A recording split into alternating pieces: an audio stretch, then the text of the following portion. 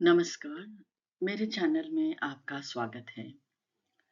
चंद्रमा के योग सीरीज में ये दूसरा वीडियो है और हम आज चर्चा करेंगे अनफा योगा की। अनफा योगा वैदिक ज्योतिष का एक महत्वपूर्ण और एक शुभ योग है। ये योग व्यक्ति के स्वभाव, आत्मनिर्भरता और जीवन में सुख सुविधाओं से जुड़ा होता है।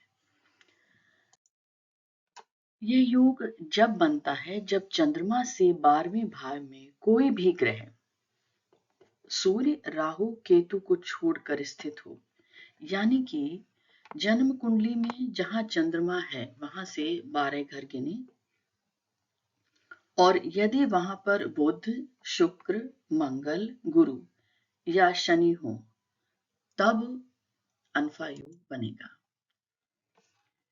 ये दर्शाता है कि व्यक्ति में अपने दम पर सफलता, परिवार से संबंधित या परिवार की संपत्ति से संबंधित सफलता नहीं, बल्कि अपनी सफलता, मजबूत व्यक्तित्व और आत्मविश्वास, सम्मान, प्रतिष्ठा, सुख सुविधाएं, स्थिर जीवन, बुद्धिमत्ता और अच्छा संचार क्षमता या सुंदर चीजों के प्रति रुचि या आकर्षण होता है।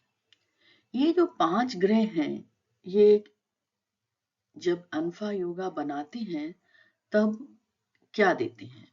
गुरु ज्ञान, धन और सम्मान, शुक्र विलासिता, प्रेम, रचनात्मकता, मंगल साहस, नेतृत्व, शनि अनुशासन, मेहनत से सफलता।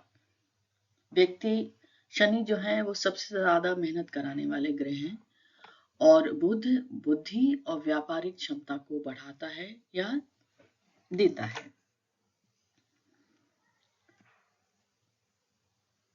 हालांकि अगर कोई ग्रह नीच का है तो उसके फल उतने मजबूत नहीं होंगे, तो यहाँ पे ग्रह के उच्च और नीच होने का भी प्रभाव पड़ेगा, पर मूल रूप से योग इसी तरह से बनेगा।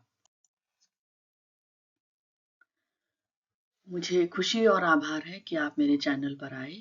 नए अपडेट पाने के लिए कृपया मेरे चैनल को सब्सक्राइब करें। तो अनफा योगा चंद्रमा से बनने वाले उन 3 योगों में से एक है। सुनफा योगा में चंद्रमा से दूसरे भाव में ग्रह होते हैं, अनफा में चंद्रमा से 12वें और दुर्धरा में दोनों तरफ ग्रह होते हैं। इस योग को समझने के लिए हम परसिस खंबाटा, जिनका आप चित्र देख रहे हैं, उनके चार्ट का अध्ययन करेंगे। वे एक भारतीय अभिनेत्री, मॉडल और लेखिका थीं और वो स्टार ट्रेक में लेफ्टिनेंट इलिया की भूमिका के लिए सबसे ज्यादा जानी जाती हैं। हॉलीवुड में अंतर्राष्ट्रीय स्टारडम पाने वाली शुरुआती पहली भारतीय महिला थी और उन्हें दक्षिण एशियाई कलाकारों के लिए सांस्कृतिक और उद्योग से जुड़ी कई बाधाएं तोड़ी। उन्होंने एक किताब भी लिखी थी, pride of India, tribute to Miss India.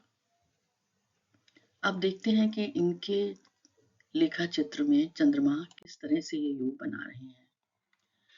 यहाँ पे इनका लग्न लियो यानी सिंह राशि है। चंद्रमा दूसरे घर में सूर्य के साथ बैठे हैं और चंद्रमा से 12वें घर पर 2 ग्रह हैं, जिनमें है शुक्र और शनि।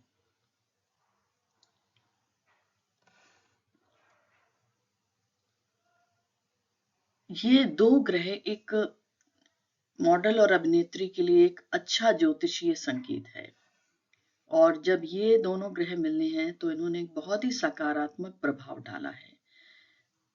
वो अपने स्वयं के प्रभाव से उन्होंने सफलता पाई और उनका व्यक्तित्व भी बहुत ही स्वतंत्र था और उनके अंदर भीड़ से अलग दिखने की क्षमता थी और मेहनत से उन्होंने अपनी प्रतिष्ठा बनाई। निश्चित रूप से वो बहुत आकर्षित थी और उन्होंने अपने काम को बहुत गंभीरता से भी लिया। ये योग मनोवैज्ञानिक रूप से भी बहुत प्रभावशाली है, क्योंकि ऐसा व्यक्ति बाहरी सहारे के बजाय अपनी आंतरिक शक्ति पर भरोसा रखता है। जैसे कि हमने देखा कि शुक्र विलासिता देता है, रचनात्मकता देता है, प्रेम देता है और शनि मेहनत कराता है। तो यहाँ पर चंद्रमा, शुक्र और शनि के योग से हमने देखा कि उन्होंने अपनी सार्वजनिक पहचान बनाई और सफलता पाई। अब दूसरा लेखा चित्र पढ़ेंगे और वो लेखा चित्र है एक बहुत ही सुंदर अभिनेत्री विवियन ले का।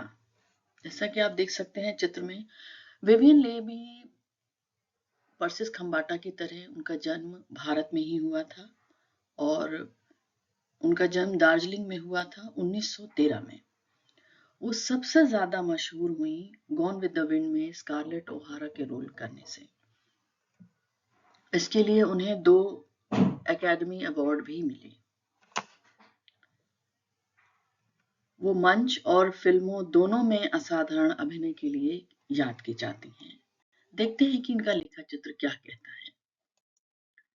इनके लेखा चित्र में चंद्रमा 10वें भाव में है और गुरु 9वें भाव में है। 10वें भाव में चंद्रमा करियर और प्रतिष्ठा पे ध्यान, समाज में पहचान पाने की इच्छा और भावात्मक रूप से काम में जुड़ाव को इंगित करता है।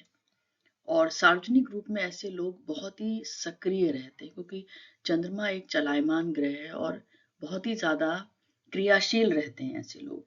9वें भाव में गुरु का प्रभाव बहुत ही शुभ है क्योंकि गुरु धर्म भाव में बैठे हैं और सम्मान और भाग्य को बहुत ही बली करते हैं।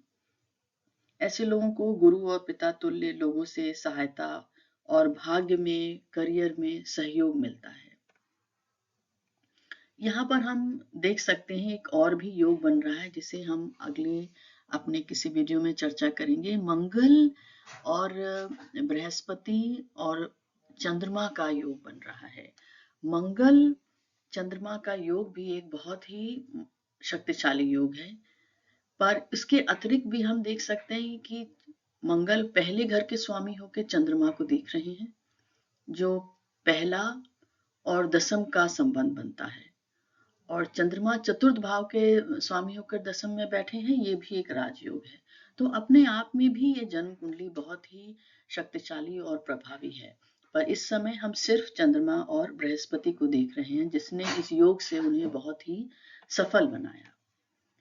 तो ये हमने इसमें 2 लेखा चित्र की चर्चा की। अगले वीडियो में हम दूसरे योग की चर्चा करेंगे। देखने के लिए धन्यवाद। कृपया मेरे चैनल को लाइक करें और सब्सक्राइब करें। नमस्कार।